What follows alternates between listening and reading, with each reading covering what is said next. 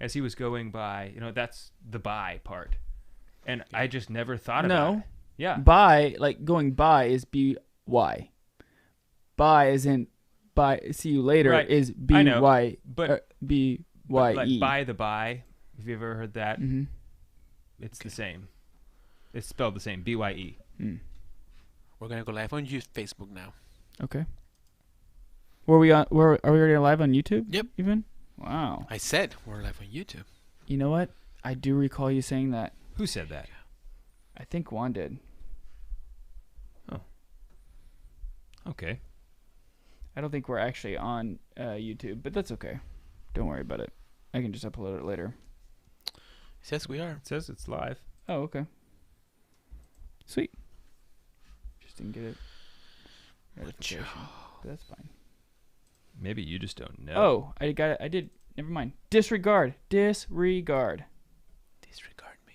Yeah, dude, look. Please. There we are. Please disregard me. It says we are. Yeah, look, there's Juan. There's us. There we are. Sweet.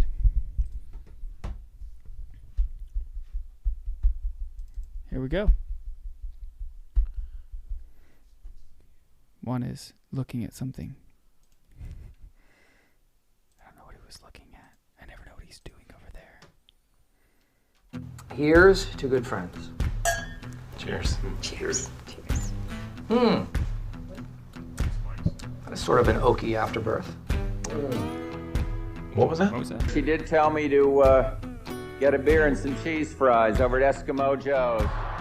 That's very nice, lovely. I only hope you feel this way when I'm done. Because I could destroy this night in 2 seconds. Why is that funny? Well, I think it's a bit funny to be trying to define nothing. Smooth as a bourbon on a summer day. Strong as a peated scotch in the winter night. This is a fair warning. The Catholic Man Show is about to begin. Slap some bacon on a biscuit and let's go. We're burning daylight.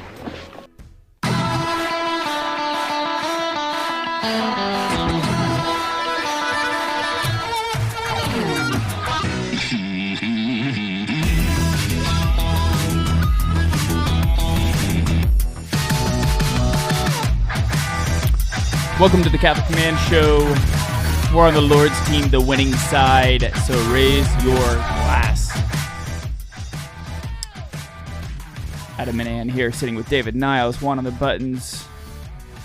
Gold's Jim Spencer over here to our left, hanging out with us this evening. Dave, what do you think? I'm ready. You ready? Good, because we've already started. Yeah. I'm excited about our whiskey this evening. We're going to have a bourbon. We're going to talk about... you don't see a lot of 14-year-olds. Bourbons. I know, in the marketplace these days. We're going to talk about virtues in the workplace this evening. So if you are in the process of possibly looking for a new job... if you hate your job. Considering moving job, changing jobs, interviewing for jobs, this may be your show. Possibly. If you don't get the job, it's not our fault. That's definitely true. Yeah. Disclaimer. Yeah. That's 100% true. But this evening, so we're gonna try a whiskey this evening. I'm really excited about it. It's a higher end whiskey. We haven't had a higher end whiskey in a while. That's true. And it's a 14-year straight bourbon whiskey. Calumet. There's a couple Calumet. There's a couple different ways people said it. Calumet. They said Calumet. They said Calumet. A couple different ways people said it online. I that wouldn't say looked it up. Calumet. I'd say Calumet. See, there's a couple different ways people have said it online. Well, what do they say? They don't offer a... There's a couple different ways they say it, is what I'm saying. Like they themselves? Right. I didn't... You said right, but you shook your head no. That's confusing. Sorry. That's a confusing response for me. Yes. So the people of these people themselves also offer different ways to say it. No. How do they say it? That's what I want to know. I do not know. I wish that they would step out and say and clarify, give some claritas to the situation. Claritas. Nice. So as you pour that, I'll open it. Yeah, you can open it and pour that. I like opening these kind. They've got like the little what do you notch. call this? Yeah, like the to open tab, up the tab to pull open. It's just it's doing like this kind of thing. It's just satisfying to it's open like when you these take kinds the of plastic things. cover off your phone for the first time, like you Yeah, peel that it's off. just satisfying. Just kind of satisfying. You kind of like it, yeah. So this whiskey is a non-chill filtered. It's 48.1 ABV. It has the mash bill on it, which I think is really cool. So it has like it's 74% corn, 18% rye, 8% malted barley. It is out of Kentucky, and it is a batch size of 19 barrels each. So pretty small. Very small. Actually. Very, very small. And it had 95 points, which is a gold medal, exceptional, verified on there by the Beverage Tasting Institute, the BTI. The BTI? Yeah, the BTI. Didn't even know that there was a BTI. And it was barrel date March of 2006, so we were freshmen in college when this thing was barreled. Wow. Which makes it pretty old. So let's try it. We're on the Lord's team. The winning side. So raise your glass. Cheers to Jesus. Cheers. So the color, it says it's a deep amber throughout with a shimmering like light. Color. As soon as I poured it, I said, "Ooh, I like this color." The nose, it says it's, or actually, do you want to read the actual? No, let's just dive in, and then we'll see if they're right about their own whiskey. About their own whiskey. Yeah. I like that. Heavy oak. Not a whole lot leather. on the nose. I mean, it's not. Vanilla. There's not like a whole lot that's jumping out at you that's like real strong. I get plum. Raisin. Yeah, plum. And a little clove. Let's see what it says. It says heavy notes of oak and molasses are rolled back as light scents of fresh corn, wood, sugars, and hay are present. Juan just choked. On the taste, it says, actually, we'll let you give the tasting notes, Dave. So I really like the color. It's about $120 bottle though. So here's the thing: is like once you get above $100 with whiskey, there's a lot of whiskeys at $100 and above that are they're exceptional whiskeys, right? So once this is just my opinion. Once you hit the $100 threshold, the expectations are extremely high because one, I'm having to invest a lot of money in the whiskey. Yeah. But two, I know for a fact there are some really good $100 whiskeys out there. Yeah. There are some really good $80 whiskeys out there. So if you're gonna price point your whiskey at above $100, you better be coming to play. Yeah, it's hard for me to spend because I know that there are great $40 and $50 whiskeys out there, and so the thing is, I haven't had a whiskey that's twice as good as Ardbeg 10 or Lafroig, right? It's not twice as good. As a Scotch. This is a bourbon, so we're not... Okay, yeah, but I'm just saying, like, as a beverage, as the one consuming the beverage, I don't like them twice as much, right? Yeah. So it's just hard to do. I really like the presentation of the bottle. I'm not that rich. Also, right, that's the thing about me as well. I'm not liquid. Right. Nice pun. Thank you. The presentation as well though, like if you're gonna spend $100 on a whiskey, like I like the presentation of the bottle. I want it to look nice. I do too. I want when you pull it out of your whiskey cabinet, to enjoy with either your wife or your friends. Like I want it to look nice. I want the presentation to be there. So on the nose or on the taste, it says smooth flavors of oak and charred subside to reveal complex sensations of toasted grains, toffee, and vanilla. And the finish, it says a long finish leaves the palate with a subtle dryness followed by lasting flavors of rye and dark fruit. Yeah. I think they got it? Yeah, I do. I mean, they're all very subtle. There wasn't any one flavor that like really came out to me. And on the nose, I'm still just not getting very much on the nose. Oh, I get a lot. Do you? Wow, it has a strong black pepper bite at the end. Yeah, it does. The rye really kicks in at the end. So, Dave, I want to tell you something though before our segment goes in. I just want to like kind of brag on you and Juan in regards to, like with my son. I will allow it. So Luke, the other night, he comes over and tells me, "Dad, I walk in from a meeting. It's late at night. He's already been put to bed. He gets out of bed. When my children get out of bed after being tucked in, there better be a good reason. It's life and right. We have they're treading in. We have treacherous strict waters, rules. right? Yeah. And he said, "Dad, I made a sacrifice today. I took a cold shower." And when he told me that, I was like, "Wow!" And I started thinking, and obviously, I told him, you know, I encouraged him to say, "Good job," you know. Who did you think of, you know, for that sacrifice? And we had this conversation, but afterwards I really thought about it, and I was thinking, you know, I haven't talked to my son about a cold shower before, and having making a sacrifice of a cold shower. However, I know for a fact that he has heard you and me and Juan talk about, you know, having a cold shower when we were doing Exodus 90. And so I was thinking about, and we've said this before on air, but it just really instilled this idea in my mind that the importance of having your children listen to adult conversations, of Catholic adult conversations. Yeah.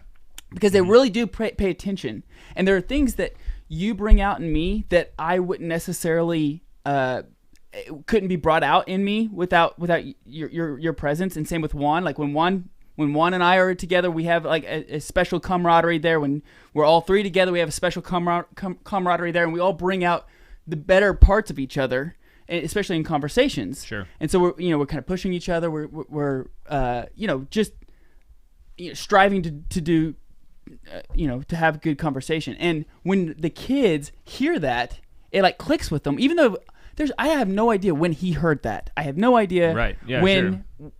When he was listening to that, but kids definitely pay attention to your conversations. And so when you surround yourself with good, holy friends, you have good, holy conversations, and it reflects. Well, also, even before that, it starts with teaching your kids proper manners around adults. You know, that when adults are having a conversation, that they need to be quiet, okay? Because if they can't do that, then you won't be able to tolerate them in your presence when you're having good conversations, right? So like they need to know how to, that when adults are talking, that's not the time for you to talk, right? And it's fine if you're there, and it's good if they're there, right? Because then they get to hear these things, and like the stuff that they're learning, they have these valuable moments where they see like, oh, Dad's serious about that. He talks about that with his friends. Like, right. Oh, the men, this is what they do. I see. Like, I should really be valuing this. That's what they value for real. Not just like... He's not just teaching. He's not just lecturing It's not me. like what I'm just... it's not just something being forced on me. Right. And so, but first they need to have that discipline of... Discipline. Thank you, yes. Of being able to... be quiet. Right. Yeah. So anyway, I was very grateful for that moment, and grateful for you guys, your friendships, because of you, it's helped my children as well. Yeah, that's awesome. So when we get back, we're gonna talk about different things in your office that you absolutely need, they're unique to you. Okay. We'll be right back.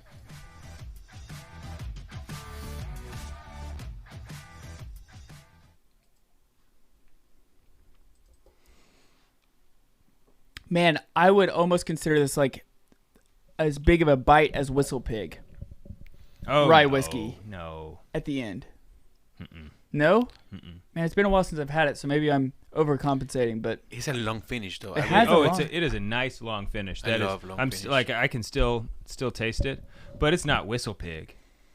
It's not. It's not the Wee Pig. Okay, maybe not. It's not easy to get this stuff. So that's why I picked it up as soon as I found it, because it's, if it's a batch size of 19 barrels, it's not going to be a lot of them. It's hard to like do the tasting notes on it because really the flavors are very balanced. There's not a flavor that rises to the surface. It really is just I really enjoy it. Yeah, and I like. I also really like the amount of rye. It's what they say it was? 18%. Yeah, so it just gives that kind of that long finish, some of the pepper at the end. Yeah. but it's not the bite. it's not like you're drinking a rye. Right. You know, you still got the caramel and the sweetness, but just like that in the background. The kick. It's almost like having a peated Scotch versus a Highland. You know, you got that more aggressive edge on the end of it. Yeah. Cool. Let's keep going. Aren't you glad I didn't wear that hat today? We would look so ridiculous if we both had that hat on. Probably just grab. Yeah, we have backup hats. That's true.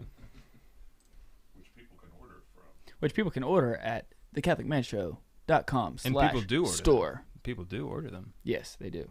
We gotta get boxes so we can ship them. Okay, Jim's good. Jim, you are good. Yeah.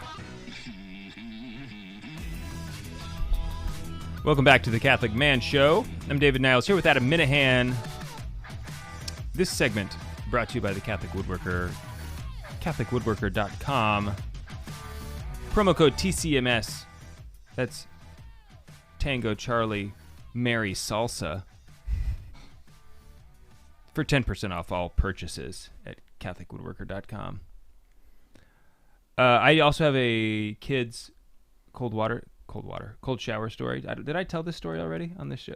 Because the girls were all taking a shower, Elizabeth, Mary, and Bernadette, and somehow they mentioned that, like, oh, Dad, you take cold showers, and I said, yeah, here, let me turn it cold for you real quick, and they hadn't gotten in yet. Bunch of squeals. And so I turned it all the way cold, and they could kind of feel it, and it's like, no, I'm not getting in, because they could just feel like, like, no, there's no chance, and I said, anybody who gets all the way in, I will give candy to.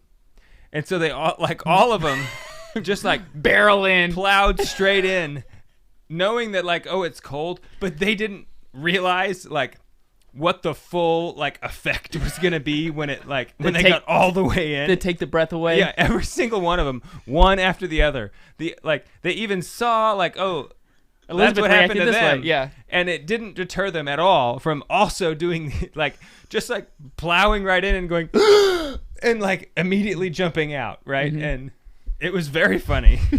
I did give them all candy because they, it's like they did it, but it was not through any virtue, It was just like just for adds amusement, right? Well, I kind of thought, first of all, I didn't think that they would do it. Yeah. I didn't realize that they were just going to, like, plow in.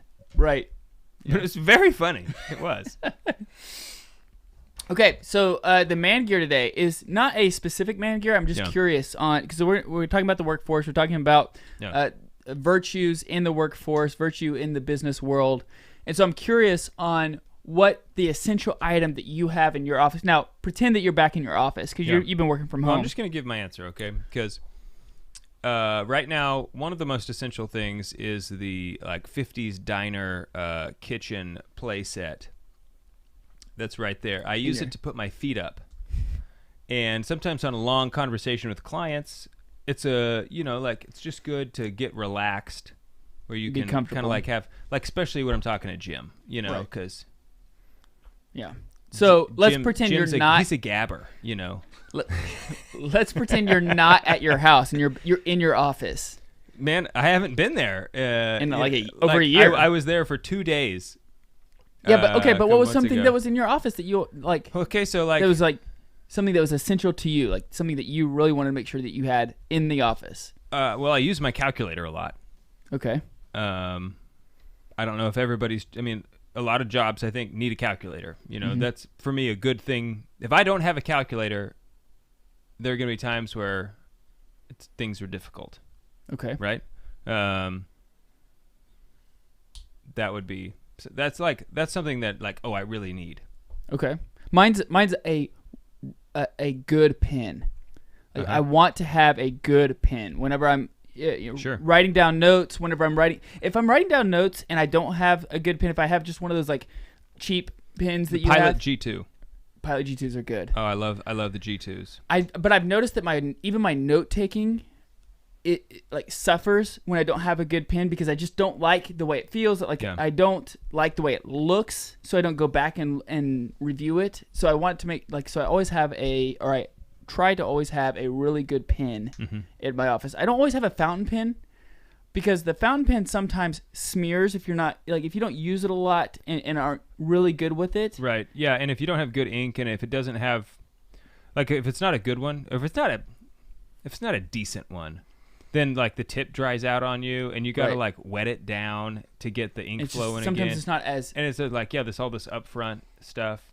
If I'm going to be taking notes, I go with the G2 because honestly, it writes better than a fountain pen anyway. I mean, it does because a fountain pen, even the best one that I have, not like I have really nice fountain pens. I think I have just kind of mediocre fountain pens, which are good, right? But the fountain pen, it will, on maybe a stroke, if I start writing quickly, it'll start to thin out. But the G2, man, it's just a nice pen. It is. What about things that are Catholic in your office? Because you do a really good job of having Catholic things in your office. Yeah, so on my desk, I have a prayer to Saint Joseph. I've got the Divine Mercy, little prayer cards on my desk, and a crucifix and stuff.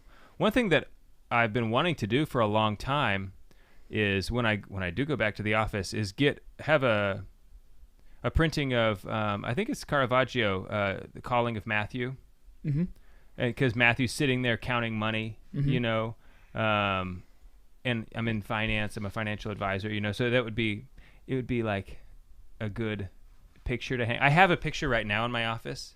I don't even remember what it is. I think it's two ships sailing through turbulent waters or something. It was it was just there. It's it came with the office, so to speak, Right. So I think when we go back, I'm going to get a large printing of that Caravaggio. Caravaggio is my favorite. Is it Caravaggio or Caravaggio? Tomato. Sure. I'm American, so here's how I pronounce whatever, it. Whatever. Sure. Yeah. So yeah, that's what I want to do. If I That's ever cool. go back, I love working. I love working. Is there a from chance home. you may not? Yeah. Really? Yeah, there's I mean, I foresee myself going into the office, a couple times a week. Okay. As necessary.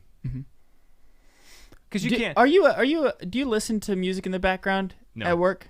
Oh, because you listen to news. You have news running in the background. I keep the business channel on. But you know what? I was actually just talking about listening to music. A couple years ago, I had this idea I'm going to have a composer of the week. And I'm going to listen to nothing but that composer, classical music. I want to get a feel for this guy. You know what I mean? I want to be able to What's your style? Yeah, exactly. And not everybody, but I'm talking Beethoven, Bach, the big guys. Brahms. Yeah, exactly. Yeah. Not Mozart. The Not the ice cream. But the ice cream is good. That would be a composer of the week right there. Really down with the cherry ganache today, which I just had at Brahms. It's fantastic. But anyway, and that was good because when I listen to Irish drinking music, I'm sitting there singing all the songs, right? And it's not conducive to being very productive. But the shocker. Right, yeah. But the classical music didn't distract me in that same way, but I still found myself a little bit distracted. However, I have found when I listen to chant, Gregorian chant, it does not distract me at all. In fact, I find myself more focused. There's something about playing chant in the background and I encourage people to try this. Whenever I play chant, all of a sudden I just it just makes me more focused on what I'm doing. Really? It's very weird. It's almost like they meant to do it that way. I don't know. There's just something about it that is orienting. Yeah. That's why, yeah, I agree. Yeah. I agree. But you wouldn't think that chant is great, it's not like if you listen to other mass hymns that would have the same effect. It doesn't. There's just something about, even if it's just the intervals that they use, the musical intervals that they use in the chant, and the cadence to construct the melodies. You think the cadence? Probably the cadence. There's something about it that just does something to your brain. I don't know. It's very cool. So I guess we can jump into the topic. I don't know how much time we got left before they hit the break, but we're getting pretty close. Let's talk about it, because we're gonna talk about the workforce, but we're gonna talk about it. We've talked about the cardinal virtues in many episodes, especially prudence. What was the Prudence Goes Potty? Is that the one? Is that what we did? Yeah. Jim? Yes. Oh yeah. Classic potty training book. Yeah. I have it. I have it at home. So we're gonna pull from we're gonna focus on the workforce from the lens of prudence and the some sub virtues of prudence. We've been talking about Peepster quite a bit throughout these episodes, and pull 4 cardinal virtues, pull a lot from that, and then obviously Aquinas and the secunda. Which way is it? I don't know. It's not secunda. I just thought it was both. Maybe. I don't know. Twice. The second part is the second part. I'm not done with my Latin class. Yeah, our Latin class is still going. We're still in it. Yes. So, but we're going to focus. So, prudence is, just as a refresher, prudence is the first cardinal virtue out of the 4: prudence, justice, fortitude, temperance. It's the chariot driver. It's the chariot driver. Yes, it is the virtue that teaches us the knowledge of reality, which is something that I think that is what we need in our culture right now. Right. We're just so disconnected from reality. Yeah. So from prudence, we gain the ability to discern what is good in every circumstance and be able to choose the right actions. Aquinas, he quotes Aristotle, and the best definition I think that's out there is, prudence is the right reason applied to action. Yeah. The right reason applied to action. So in this, as we've talked about before, there's virtues and then there's sub-virtues that build up the virtue, right? And so the two that we're going to talk about is foresight and shrewdness. I don't think we've talked about shrewdness like before. Dwight Schrewdness? Yes, exactly like Dwight shrewdness. Right. But I don't think we've talked about shrewdness before. I don't know. I don't think so. But so just we'll highlight these and then we'll touch on the other side of the break. But so foresight is a sub-virtue of prudence. It's the ability to see the future and see into the future and direct actions towards an end. And foresight allows us to rightly order present actions to a good end, knowing that we can never fully predict the future, but you set yourself up basically for the to do well. And then we'll talk about shrewdness on the other side of the break, and then talk about the different ways of when we're looking for a job, and then maybe when you're leaving a job, and the right ways to do that. So, very good. We'll be back.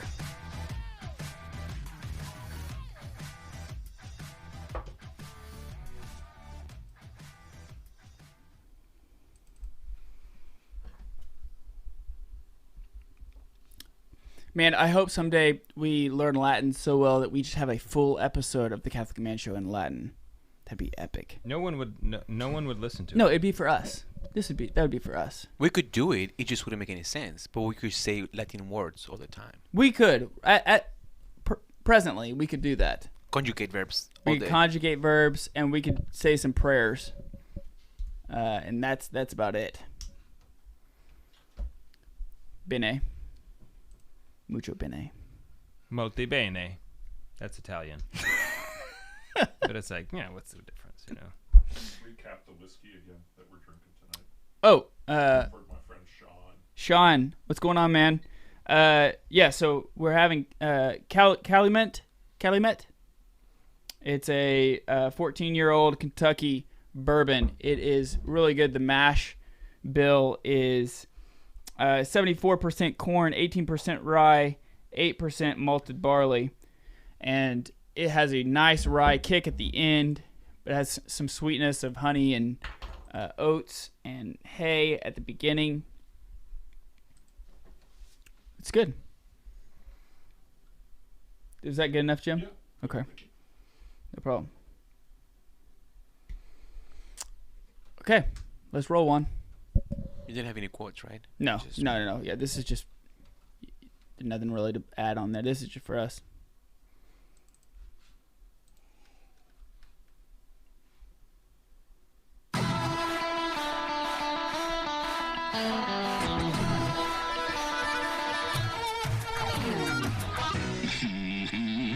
Welcome back to the Catholic Man Show. This segment of the Catholic Man Show is brought to you by Select International Tours. They continue to support us. Hoping that you support them, go to selectinternationaltours.com, facebook.com/Catholic Man Show. There also are on our show notes every week. You can click that button, and they will help you get a pilgrimage that you may want. They've been doing it for over 30 years, so they're one of the best. Totally. Father Leo Pedaling Hug does a lot of their tours. It's great. SelectInternationalTours.com. Okay, so right before the break, we were talking about prudence. We're talking about foresight. If prudence is the right reason applied to action, and foresight is being able to kind of help predict what the future holds, so that way you can apply the right actions to a good. Well, foresight is not predicting what the future holds, but is because you could use good foresight and still not have predicted what the future held, right? If there is a large chance that something will happen, mm-hmm. and a very, very, very, very, very, very, very tiny chance that something else will happen, mm-hmm. it is good foresight in order to plan on the thing that there's a large chance for. Even if the tiny chance thing is what ends up happening, mm-hmm. it was still good foresight to have planned for the other, right? Right. Because you're using that's what your I said reason right and to you know what I'm saying? Right. Yeah. And that's what right before the break I say, we can never fully predict the future, but it's right. Being able to see what are the possible outcomes, weighing in. Yeah, behaving in ways that are reasonable. Right. But the other one we're going to talk about is shrewdness, which I think is one we have not talked about before, but it's a sub-virtue of prudence. It means to be, and this is something I think you actually are really good at. Oh. I think this is a virtue that you excel at. Okay. It means it's able to form both a correct and a quick opinion. This is done by developing the mental insight to read between the lines and finding the middle term in the demonstration. It also, the one who is shrewd is agile and quick-witted, and able to put the pieces together from both memory and from learning. Okay. So I think that shrewdness plays a really big part, especially like in interviews, right? Because you have to be able to read people. You have to be able to know what's going to happen, what the question is going to be. Even kind of, you have to have the foresight to kind of know what the question is going to be. But you also have to be quick on your feet and be able to give appropriate answers that you've kind of mentally already thought about. Right. So that way you and recall from memory. Yeah, that's the thing. Like, because some people would say, I'm just not quick-witted. That's just not who I am. Mm-hmm. So, like, how am I supposed to develop this, this virtue? Well, having prepared, considered, like being well versed in the subject. When you're interviewing, it's kind of tough because a lot of the times the interviewers are trying to ask you these gotcha questions, right? The kind of things that it's difficult to prepare for. Mm-hmm. Even though I think I honestly haven't interviewed in a long time. That's true. Yes. So I'm not at all an expert, but it seems like there's like a kind of a genre of these questions that are kind of unexpected. Right. With a little bit of research on the internet. Right. Well, it's like one of the questions is like, a lot of times people ask like, tell us a little bit about yourself. Mm-hmm. Well, they don't actually care about like where you're born, like your life story. What they want to know is, if I give you kind of an open-ended question, what's the concise answer that you're going to give that's going to tell the most about you without taking up too much time? Uh-huh. It's the elevator pitch kind of thing of who you are. Right. I mean, that's interviewing. Most of the interviews, actually, they don't care what you say, but like, how do you say it? Right. Well, and so you come off as normal. A lot of times, when you're doing interviews, you're obviously nervous. A lot is riding on the interview, right? Especially if you're going to, if you really, really want the job, if you're looking forward to the job, if you need the job. But I think that it's important to remember that you can only remember that the only things you can control are the important things, mm-hmm. right? So make sure that you go in prepared. Make sure that you're well dressed. Totally. I think that's obviously an easy one, but like, it needs to be said. I have had to interview people, I've interviewed people in my last job, and I was shocked at what people came in to their interview was. Mm-hmm. This is the virtue of decorum. It's like, dress appropriately for the state in which you're in. And so I'm just shocked at some of the things that people wear.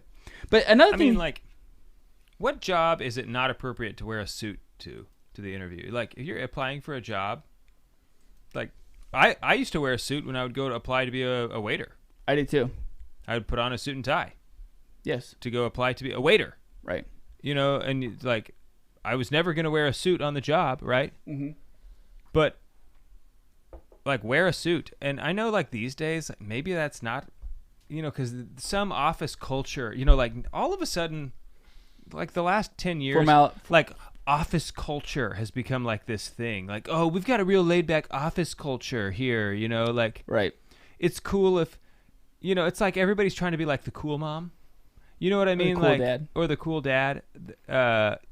But like, oh, I'm not like other parents. I'm a cool mom, or I'm a cool, you know, like, we can break the rules, you know. And it's like, that's what they're trying to be. And personally, I think it's dumb. Like, I don't know. I've never worked in one of those environments either, so I'm not a fair judge. I think that one of the things that you need to make sure to do also is, okay, so remember, the only things that you can control are the things that you can control. So make sure that you, as a Catholic man, we're going to be praying ahead of time, obviously, before you go into the job. That's something you can control. That falls into the can control column. So pray for your future boss or potential future boss. Pray for your current boss, your current coworkers. So that way, you know, and also ask your guardian angel for help before you go into the interview. Sure.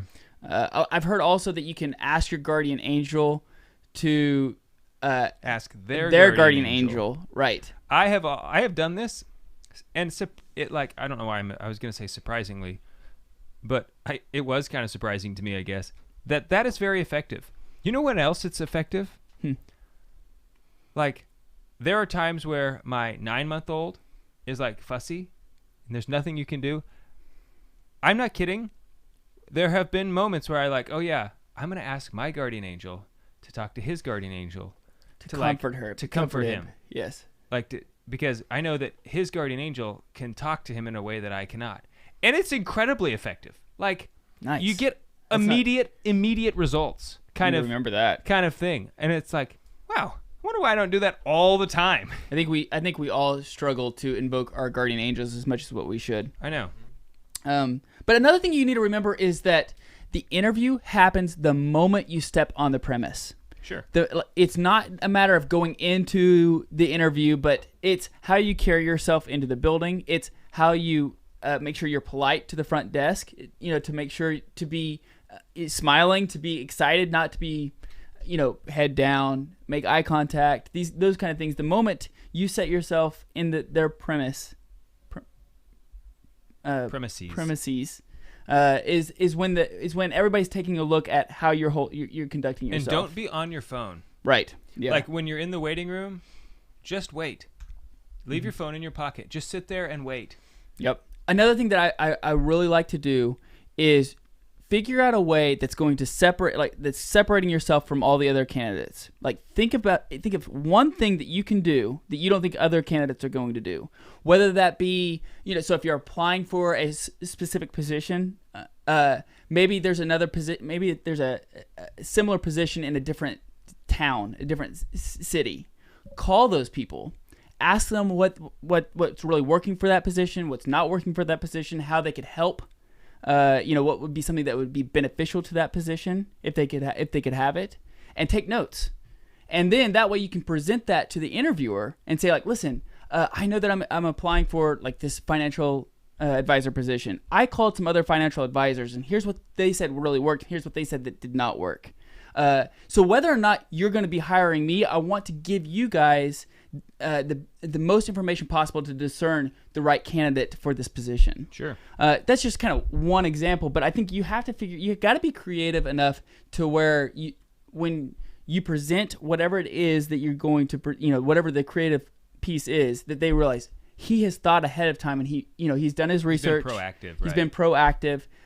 He clearly wants this job. He's not just coming in trying to wing it. He's done his due diligence and done his research on the employer, on us, and on the position, and he wants to succeed. He wants us to succeed. Right. And a lot of times that's really what I think that the employer wants to see, is that you've bought in. everybody, they want you to buy into whatever they're doing, because it's not about necessarily the money. It's not necessarily, obviously we work so that we can provide, but it's not necessarily about how many vacation days, what the salary is, but is the employee buying into the idea of what this company is doing? Yeah. And they want to see that. And I think, like, employers, they want to know that you're going to be dependable. Right. I mean, like, they don't like, I think that they'd rather hire someone that they can count on than hire someone who's like the most brilliant mind, or like, got these, is just insanely good at whatever. Like, they'd rather have someone, I think, that they know is going to be at work on time, is going to, like, work, actually, like, try to do the job. And Yeah, and then I would say at the very end is make sure that you follow up with thank you notes. Thank the interviewer, and thank them for their time, thank them for the opportunity. Send them an email that day, and then I would go as far as to write a handwritten thank you note and send it. Now, the handwritten thank you note is going to take a little bit to get to them, so it's important to start out with an email, because you can immediately send that to them, and then follow up with a handwritten note that they'll receive a couple of days later. Yeah. But so when we get back, we're going to talk about ways to make sure to exit gracefully from the current position that you're in. You good with that? I'm good with that. We'll be right back.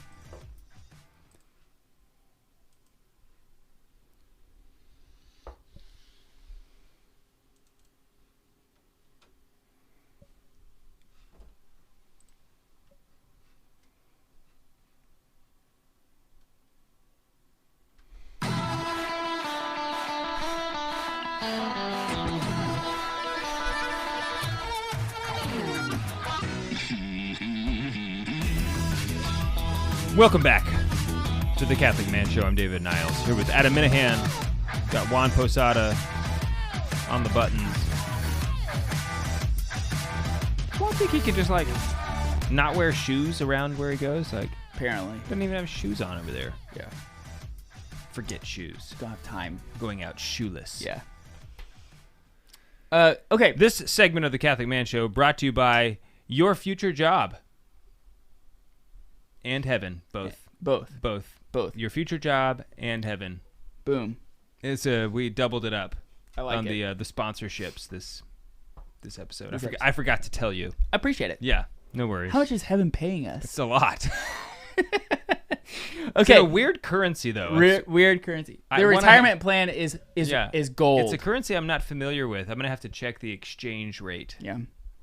Okay, so we were kind of talking about the virtues needed throughout the interview process. Yeah. Now let's say you get the job and you now have to put in your 2 weeks for your current job that you have, if you do have one. Right. And I just want to okay, so as Catholic men, it is important that we live our Catholic faith in the public square, and that we don't let the norms or the atmosphere dictate to us what our values and behavior is going to be. Correct. And so, a lot of times, at least for me, it has been very easy to be like, you know what?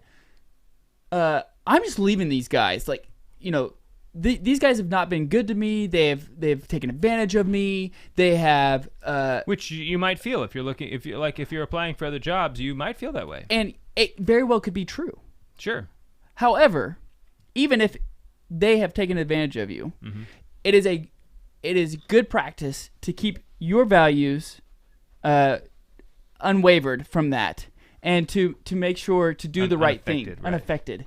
To make sure to do the right thing, even though you may felt slighted or whatever that case may be. Right.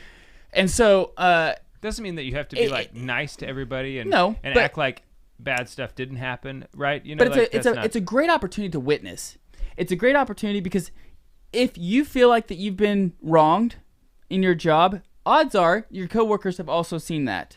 And if you go through and said, even though I have been wronged, I'm still going to do the appropriate protocol for leaving a job, and I'm going to do it right, and I'm going to do it thoroughly. That shows that you have certain values that they can't mess with those values, right. Regardless of what they do to you. I mean, and in just life, people are going to treat you bad sometimes. Right. you cannot control how other people treat you.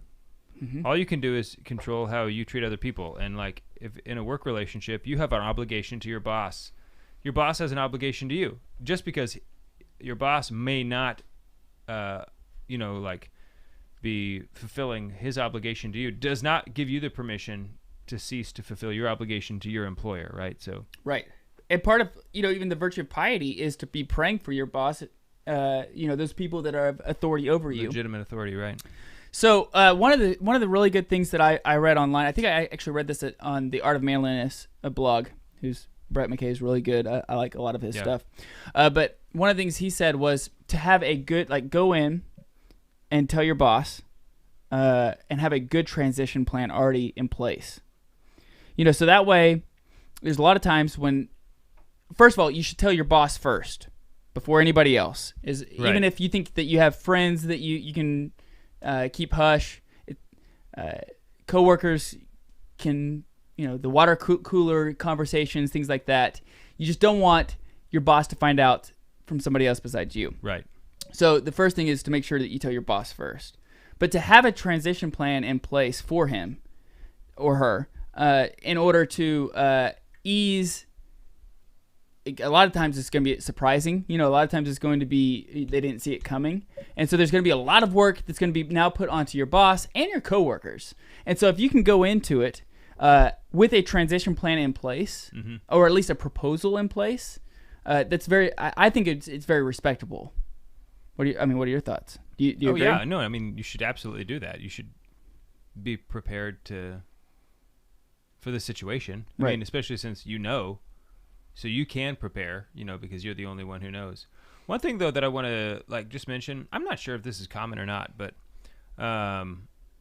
throughout this whole process, everything needs to be done with integrity and with good ethics. So, for instance, applying for another job just so that you can tell your boss, hey, I got this other job, in hopes that they'll give you a raise is very unethical, mm-hmm. right? Because this other job, this other position, if they offer it to you, well, they're expecting you. It's unethical to apply for a position that you have no intention of actually taking and fulfilling, right? So there's just the whole process needs to be done on the up and up. And, there's other people, there's a lot of other people who, everybody else fudges their resume. Mm-hmm. Everybody else does these other things, right? That doesn't mean that you get to do it. Right. Okay. And part of the Christian life, I have learned, is intentionally choosing things that are less successful sometimes. Mm-hmm. I know I'm choosing the less successful option, but I'm choosing it because it's the right thing to choose. Christianity does not seek to maximize profits or maximize efficiency. It strives for doing our best, putting in our best effort and trying to do the best we can, but that doesn't mean at all costs, so I just think in this whole process, there's a lot of corners that can be cut and a lot of shortcuts that are enticing. Mm-hmm. And those are temptations 99% of the time that just need to be firmly rejected right off the bat. Right. And that's kind of like when I started out with, you can't let the norms dictate to you what your values are. Right, exactly. Even though everybody else is doing it doesn't mean that you get to do it as well. And part of, being in the Christian life is you are setting yourself apart. Mm-hmm. You're carrying a cross. Right. You're doing things that a lot of other people aren't doing. Right. Especially in stuff like this, the Lord will guide you. This is just one of those, these are, job transitions, very stressful times. Yes. And, that's where you just have to be reminded and remind yourself again and again and again that the Lord is taking care of you. He does care for you, as Jesus uses the analogy of look at the birds and the flowers in the field. How much more does the Lord love you? How much more will he care for you? And he does. Every single day, mm-hmm. he cares for you. And sometimes it seems like things are rough and that are uncertain. And they might be uncertain to you, but they're not to him. That's a good point. And so these are just moments that take faith sometimes. Mm-hmm. But there are moments where you need to rise to the occasion. Mm-hmm. I agree. Yeah. That kind of brings up what I was also going to ask or say is be prepared for a counter offer. Sure.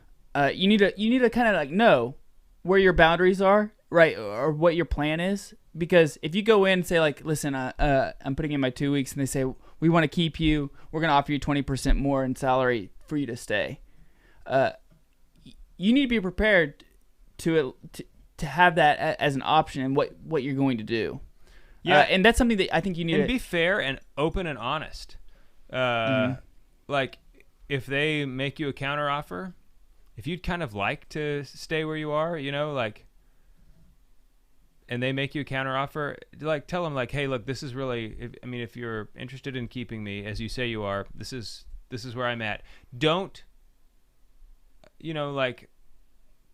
see how what you can squeeze out of them. Right. Obviously you have a duty to your family to try to provide for them the best way you can, right? So you should get what you're worth as an employee. Mm-hmm. Don't leave anything on the table. That's what. But don't be an extortionist, because sometimes people, I'm a key employee here. Mm-hmm. They are going to just be crushed when I leave. You know what I mean? I could really take advantage of my situation. Yeah, sure. Of my position. Yeah, and another thing you need to take into consideration is that you may be walked out right then and there. When you give your 2 weeks, there's a chance they'll say, we appreciate your time and your service to the company, and you may be escorted out right then and there. So you need to be prepared for that as well. Yeah, but typically that's going to happen beforehand. Sometimes you have an inflated view of like what your position is, and you think that they're going to like beg you to come back, or that they're going to give a counteroffer, and then all of a sudden reality sets in, and then they escort you out. Certain job positions are that way. Mine is that way. Like, if I was moving to a different firm, in fact, my dad and I did move to a different firm in 2013. There's no 2 weeks notice. It's when you tell your manager you're moving to a different firm, you're not allowed in the building anymore, right? Because they know you're trying to take all the clients with you, Right. And so it's like a competition immediately. You are immediately competition, right? But I know that, oh, this is the kind of job I have. There's no 2 weeks involved in this gig. Sure. Right. Another thing I think you need to... Honestly, I like. The 2 week notice is like, oh, these last 2 weeks, grueling. Another thing I think you need to remember to do is thank your coworkers. Thank your boss and thank your coworkers. Thank them for the opportunity. Thank them for the time. Even if you don't feel like that they deserve a thank you, still do it anyway. Yeah. Especially with your coworkers, because odds are they're the ones that are going to be picking up the slack from you leaving, at least for a little bit of time. Right. And how you treat them will leave a lasting impression. The world is very small, and as I've come to notice, know a lot of people, a lot of different sectors of the business world overlap. Right. And so things rotate over time. Right. You don't want to burn bridges. You think, oh, I'm not working with this guy anymore, and then 10 years from now, all of a sudden, yeah, there you are. So if you're listening to the radio, check us out on thecatholicmanshow.com. We're going to continue this conversation just for a few more minutes. We're on the Lord's team. The winning side. So raise your glass. And cheers to Jesus. Okay, so one of the last... Most embarrassing office story of your life. Go. Most embarrassing office story? Yes. Well, I can't tell that. It would not be appropriate. I don't know. I also don't know. I think, there's been times where I feel like that I have bombed a presentation. There are times where I felt like, because when you prepare for a presentation and you're giving it, and you have slides or whatever you have to show diagrams or whatever, graphs, whatever, and you're giving a presentation and you've kind of built in this is the part where they laugh. Right. Please laugh. Please laugh. Please laugh. Except it was please clap. Please clap, yeah. And they don't. And you realize... Good old jab. Yeah. And you realize... this isn't going as well as what I thought. Please. And all you want to do at that point, once you realize that, all you want to do is be done. Can I leave? you guys aren't enjoying this. I'm not enjoying this. Can I be done? I mean, I have a lot more of the excruciating phone calls that I got to make in my job. Sure. It's I know that this phone call is going to cost you, $250,000 every day because we don't have the parts to get to you. And every day that you don't have these parts, you're losing $250,000 each day. And you told me to make sure this doesn't happen, and it's out of my control. I can't get these parts to you. Right. I'm not the one making them. Right. I'm not the one delivering them. I'm not the one shipping them. I'm just trying to get them to you as quickly as possible. I know that. I mean, those phone calls are the worst because all you're trying to do at that point is damage control. You're the whipping boy. You have your hat in your hand, and you can just say like, "This is just where it is." Totally. And the job that I have, that's what I have to do all the time. And so when it happens. All the time. Yeah. And you shipping stuff out of China, and so that happens all China the is time. the worst. Are they not the worst? I'm not saying that. You can say it. So the last thing, the Chinese government has no power over us yet. I mean, as individuals. So the last thing that I do want to make sure that I bring up is that job transitions, job interviews are highly stressful times. A lot of times they are these gray, I have more gray hairs because of these times. Sure. And they're extremely stressful, and they're taxing on you, like sleep deprived. I'm nervous. I haven't been eating very well, or whatever it is that's causing you stress. But remember that how you're stressing out affects your wife, totally. And that it's easy to be short with them or to say like, you just don't understand the stress that I'm under right now. And perhaps they don't. Maybe they just because they haven't been in that situation before, I'm sure they don't. Or whatever maybe they don't. But there's a lot of times that your wife says like things that you don't understand either, and you have to provide empathy for. Right. And so we need to be reminded, I think, and I'm saying this probably for my own sake, is that when stressful times happen, that you're not the only one affected. It's also your wife, your children, your close friends. I know that there have been times where I've been stressed. It's just been a stressful time in my life, and I know that I've been short with you, and I've been short with Juan. There have been times where it's like, I shouldn't have said that to you. Like, not that I don't think that I was completely out of line, but I mean, it's just like, that was just like, you deserved it a little bit. You deserved it a little bit, but it's not like I cussed at you or anything Jim like thought that. That was so funny. Look at Jim. Yeah, but it's not like I cussed at you or anything like that. But it was just like, maybe I was just a little short, or just didn't give you the benefit of the doubt, or whatever it is. It's less tolerant. Less tolerant. And so I think that it's important. You need to be tolerant, Adam. Yeah. You were so intolerant. You know what? Of certain things, you're right. Why don't you just woke up a little bit? Yeah. But I think that I know that some of the best moments of being a husband have been when I know that I'm extremely stressed, and my wife knows this as well, and I still put her first. I still make the extra effort to bring home flowers. It's hard to do. I still make the extra effort. It always pays off. It always pays off. And it's what we're called to as men. We're called to continue, denying ourselves. And so, as I just wanted to make sure to say that just for probably my own sake. But yeah. So I do have an office story. It's not a story about myself. It's about my dad. Okay. I was not here for this, but I've heard the story many, many times, and it is a good one. So he and I work together. He's also a financial advisor. This is 2008. Okay, if you recall what was happening in 2008, everyone was freaking out. Like, everything was going down. Nothing. There was literally nothing that made money that year. Everything went down. Financial crisis, 2008. I don't know if Treasury bonds went up that year. Whatever. Who cares? So the market peaked in October of 2007. We talk about the '08 crisis, but it actually peaked in '07, and it didn't bottom until March of '09. Okay, so you've got 15, 16 months of just the market selling, like it just kept going, and it like kept going down. And there was just the whole time, where's the bottom?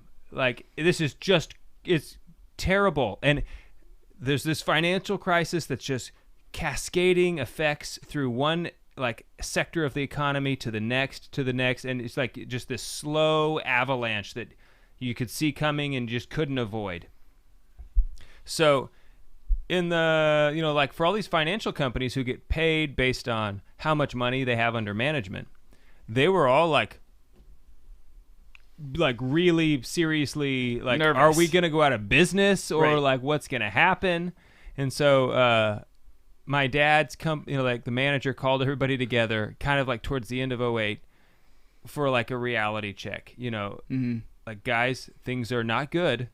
It wasn't blaming anybody, right? But it was just like, I just want you guys to know where, like, here's the reality. Here's some of the realities of like budget cuts and all these sorts of things. And so at the end, the manager said, "Does anybody have any good news?" And my dad like looks around, and he raises his hand. I know what he says. And he goes, "I just saved a bunch of money on my car insurance by switching to Geico." And he said, everybody just lost it. Like, they just erupted in laugh. It's like exactly like the car, like those commercials at the time, right, especially like just like something terrible, and like, well, I just saved a bunch of money on my car insurance by switching. This segment of the Catholic Man Show. Yeah, brought to you by Geico car insurance. Oh man, it's just a good story. That is a good story. That is a good story. A ray of sunshine. You know what? In a world of darkness. Some of my favorite stories of all time have come from your dad. He has good stories. I mean, I'm talking probably the bird. Obviously the bird. I'm talking like probably 3 out of my top 5 favorite stories I've ever heard. Has good stories. Also, have come from your dad. He's a good storyteller, right? You know what I mean? So it's like, it's one thing to like have funny stuff happen to you, and then it's another way to be able to like tell that story. Do you think we could get him on the show to talk about some of his funny stories? I don't know. Maybe for the patrons. Dude, I would love that. Storytelling 101. I don't think he would like it. No, I think he would hate it, especially if we built it up. Because now it's like, because he thrives on like he's sort of like me, that like no. I want to just be spontaneous with it. Right? Yeah, like I just switched I saved a bunch of money by switching to Geico. Right. Like if you would have said, "Hey, say something funny," and then he says that, it's like, dude. Well, yeah, that wouldn't be funny. Right. Yeah. So I don't think he would do it. I don't think so either. But he comes to the camp out. Yes, he comes to the camp. So if you want to get to hang out and talk to him, just which let's be honest, both of our dads are way cooler than us anyway. Yeah. That's true. Hey, I did want to say one thing for the topic. Okay. So this is Juan, everybody. Yeah. Juan, and what is your official title? You're an excellence champion? Process excellence champion. Excellence champion. Sounds awesome. So I've transitioned a couple of times, and a couple of times I have lost teammates. And sometimes somebody is like special to me, and I can't find the words to like express it when I find out that they're leaving. And I was like, oh, you know what? I'm gonna take them out for like coffee or lunch sometime and just really show how appreciative I am of them. And the advice, which I regret, is like sometimes life just gets so busy and you just don't do it. Right. So when you're transitioning, assume that is the last time you will see that person. And like, what do you want to tell them? And just, hey man, I just need 3 minutes of your time. And you see that, close the office door and just tell them what that person means to you. Because it's part of like building that relationship and being thankful for everything they did to you. Because sometimes it can be like a little bit stressful. It's like, oh, I don't know if I can come up with the right words, so I need more time. And as human beings, or if you have shrewdness, you don't need the time. There you go. Need more virtue. Maybe I just need more shrewdness, but Did you say you need more shirtness? I need more shirts on. That's what I said. I need more shirts on. Well, sometimes I found that to be the case with you, Juan. But anyway, just have the I think it's courage, because sometimes those conversations can be a little bit awkward. Yes. And as human beings, we're excellent at justifying ourselves of saying, "Oh, we're gonna wait till later." But no, have the courage and assume that it's the last time you will see your coworker or your boss, and be open. No, I think that's a great point, because there's so many times where I've done that as well, where it's been like, man, I wish that I would have just had the courage to walk up to that person and say, "Thank you," or like, who do you think you are? Because sometimes it is a little weird, right? Sometimes it can be a little weird when you're like, "Hey, come over here. I want to talk to you." Mm-hmm. It's like, and you're kind of being vulnerable, and you don't know how they're gonna take it. And sometimes, at least for me, like there have been times, like there was one time where this isn't about jobs, but this is about in adoration. There was somebody that was in adoration with me, and they were going to adoration with me every single week. I was seeing them every single time, and they weren't signed up, but I could just tell like they were going through something heavy, right? Just the way they were praying, you can just tell like this person's going through something heavy. Uh-huh. And I kept having this thought of, I need to tell them that I'm praying for them. I need to tell them that I'm glad that they're here praying with me. Just giving them some kind of like assurance, or just something like, I appreciate you, and I didn't do it. And then I found out, and I was like, man, I should have done it. Next week I'm going to. Found out the next week they passed away. Oh, wow. Yeah. And so I was like, how much do I wish that I had the opportunity to just tell them, like, hey, I am so glad that I'm here praying with you. Yeah. And that's you just never know. You just never know. And like, I wish that I had that over, right? I wish I could have said that to them. Yeah. And so I agree, Juan. You're way better at this than I am. Just taking that moment and just going with it, and Juan, that's like one of Juan's strong suits. Right. I mean, it is. It just seizing the moment and not letting it escape. And there's so many times where I just let a plethora of excuses flood, and have the opportunity to escape it. But anyway, that's all I have. I forgot to turn the AC on. It is super hot in here. Super hot. I'm like sweating. Jim still has his jacket on. Yeah, that was silly. Maybe that's why Juan took his shoes off. Yeah. All right, Juan. Let's thank you for your help, Juan. Thank you for your help this evening.